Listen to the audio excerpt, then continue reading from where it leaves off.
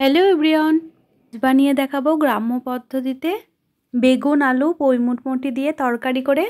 শীতের সময় শাকসবজি প্রচুর পাওয়া যায়, আর এই শীতে কিন্তু পই মুটমুটিও ধরে। চলো কথা না বাড়িয়ে রেসিপিটি জেনে নেওয়া যাক। প্রথমেই দেখো একটা প্লেটের মধ্যে কিন্তু পই মুটমুটি নিয়ে নেওয়া হয়েছে, আর একটা মাত্র বেগুন কেটে নেওয়া হয়েছে লম্বা লম্বা করে, আর একটা মাত্র বড় সাইজের আলু লম্বা লম্বা করে কেটে নেওয়া হয়েছে, পরিষ্কার করে এটা ধুয়ে রাখা হয়েছে। একটা প্লেটে মশলা নিয়ে নিয়েছি, 1 চামচ করে সব নিয়েছি। আদা বাটা, রসুন বাটা, জিরে গুঁড়ো, লঙ্কা গুঁড়ো, ধনে গুঁড়ো, হলুদ গুঁড়ো, লবণ আর চিনি।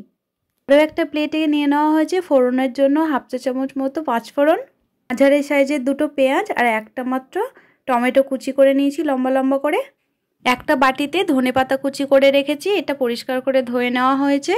সামান্য পরিমাণে কড়াইয়ে তেল দিয়ে দিয়েছি, আর দেখো বেগুনটা দিয়ে ভালোভাবে একটু ভাজা ভাজা করে নিচ্ছি লবণ আর হলুদ দিয়ে।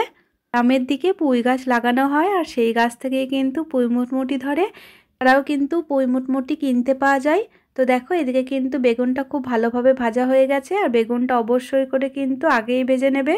আর এখানে কিন্তু সর্ষে বেটে নেওয়া হয়েছে। একটা প্লেটে ভেজে রাখা বেগুনটা তুলে নিয়েছি। পুঁই মুটমুটির রেসিপি কিন্তু অসাধারণ লাগে খেতে। রেসিপি না খেয়ে থাকলে অবশ্যই বাড়িতে বানিয়ে খাবে। তো দেখো কড়াইয়ে আর একটু তেল দিয়ে দিয়েছি, তারপরে কিন্তু প্রথমে আলুগুলো ভেজে নিচ্ছি ভালোভাবে। একটু লাল লাল হয়ে ভেজে আসার পরেই কিন্তু দেখো পই মুটমুটিগুলো আমি দিয়ে দিচ্ছি। পই মুটমুটি আর আলুগুলো কিন্তু সামান্য পরিমাণ ভেজে নেওয়ার পরে এখানে কিন্তু 5 ফোড়ন, পেঁয়াজ কুচি আর টমেটো কুচি আমি আগের থেকে করে রেখেছি সেগুলো দিয়ে দিচ্ছি। তোমরা চাইলে কিন্তু ফোড়নটা আগে দিয়ে এগুলো দিতে পারবে। খুব ভালোভাবে কিন্তু এটাকে ভেজে নিতে হবে। এগুলো ভাজার সময় অবশ্যই করে কিন্তু মিডিয়াম দম করে ভাজবে, না বানালে বুঝতেই পারবে না যে কতটা লোভনীয় এই রেসিপি। একবার বানিয়ে খেলে কিন্তু বারবার খেতে ইচ্ছে করবে। খুবই সহজভাবে এবং কোনো রকম ঝামেলা ছাড়াই এটা বানানো হয়।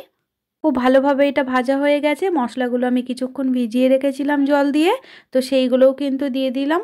আর খুব ভালোভাবে এটা মিডিয়াম দম করে কষিয়ে নিতে হবে।